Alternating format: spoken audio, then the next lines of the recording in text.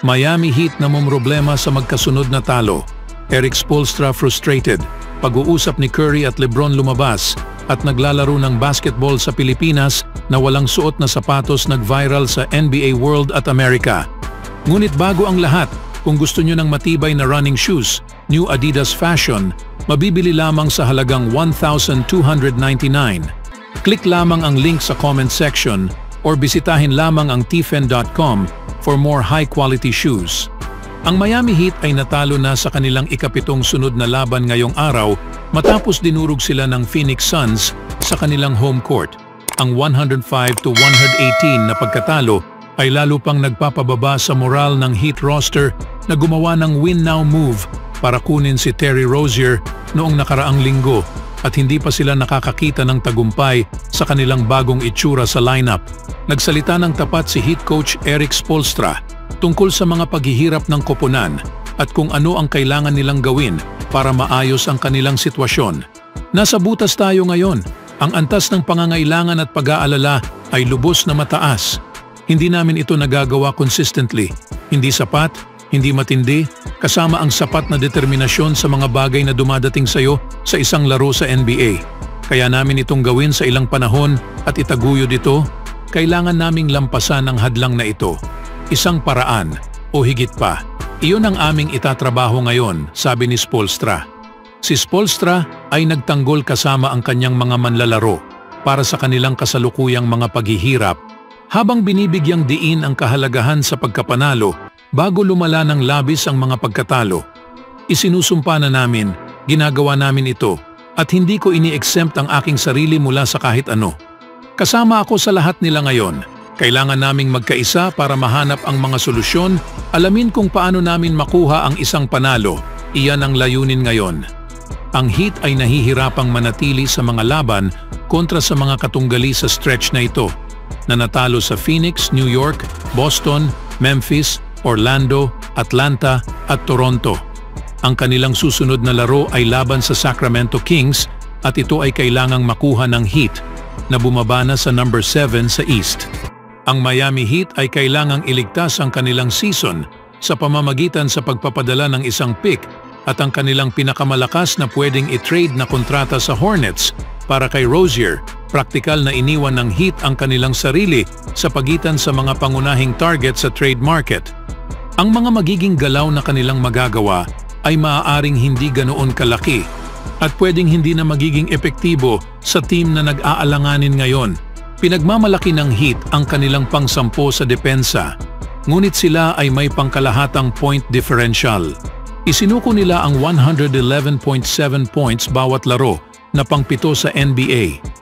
Gayunpaman, sila ay umiiskor lamang ng 110.4 points sa bawat laro na nasa ika-27 place sa NBA. Ito ay hindi isang palatandaan ng isang koponang nananalo, bagaman nakarating sila sa finals noong nakaraang taon. Kahit na may mga ganitong problema sa regular season. Ang Heat ay nakikipaglaban para sa number 4 seed, ngunit natalo ng 6 na laro sa likod sa kasalukuyang number 4 seed Knicks, na mayroong 7 sunod na panalo. Sila ay nasa number 7 sa ngayon, na may 24-23 na record, magkapareho sa number 8 seed Orlando Magic. Ang kahinaan ng East sa ilalim ay nangangahulugang hindi malamang sila mahulog sa labas ng play-in tournament. Ngunit inaasahan na maging isang top 6 ang team na ito simula pa man noong binuksan ng season. Sa ibang balita naman mga kaibigan, si LeBron James at Stephen Curry, dalawa sa pinakadakilang players sa basketball sa kasaysayan ng NBA, kamakailan lang sila ay nagharap sa isang kakaibang double overtime game na nagdagdag pa sa kanilang kahanga-hangang rivalry. Ang Lakers ay hinarap ang Warriors at aksidenteng nanalo sa score na 145-144. At ang intensity ng matchup ay nakuhanan ng audio sa pagitan ni LeBron James at Stephen Curry. Sa audio, pareho silang nagpahayag ng pagkamangha sa kalidad sa kanilang mga laban at nagtatanong kung paano nila palaging napataas ang antas sa kanilang performance. Si Curry, na hindi makapaniwala, ay nagtatanong, paano ito palaging nadadagdagan? Si LeBron, na ekwal na namangha, ay sumagot, hindi ko gets pare. Paano na natin ito palaging nagagawa?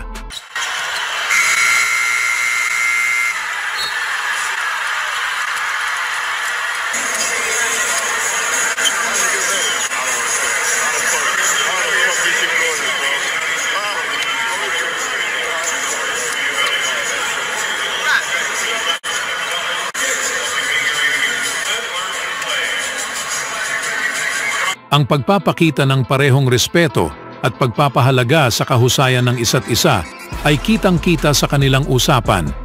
Bagaman puno ng kompetisyon ng laro, ang pagkakaibigan sa pagitan ng dalawang legend ay kumikislap habang nagbibigayan sila ng tawanan at yakap. Si LeBron, sa mas magaan na disposisyon matapos ang panalo ng Lakers, ay tumawa sa sitwasyon. Si Curry, na nagpapakita sa kanyang frustration matapos natalo sa laban, ipinahayag ang kanyang inis sa pamamagitan sa pagpunit sa kanyang suot na jersey. Ang laro mismo ay nagpapakita sa matibay na kahusayan nina LeBron James at Stephen Curry.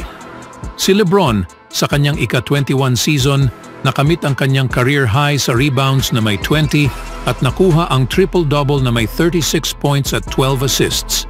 Ginawa rin niya ang mga critical na plays, kabilang ang mga clutch free throws na nagtiyak sa panalo.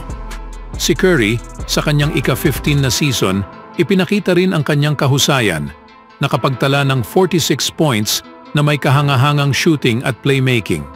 Ang laro ay nagmarka ng isa pang yugto sa mahabang rivalidad sa pagitan nina James at Curry na nagharap sa maraming playoff games at NBA Finals.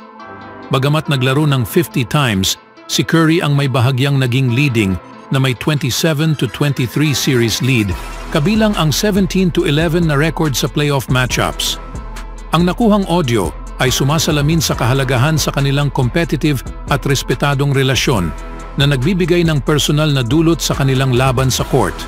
Sa sumunod na balita naman, ang basketball ay isang napakakilalang larong pandaigdig na ngayon at ito ay lalo pang naging sikat sa Pilipinas. Kamakailan lang, ibinahagi ni Hall of Famer Scottie Pippen ang isang video sa Instagram ng mga batang Pilipino. Naglalaro ng basketball na walang mga suot na sapatos.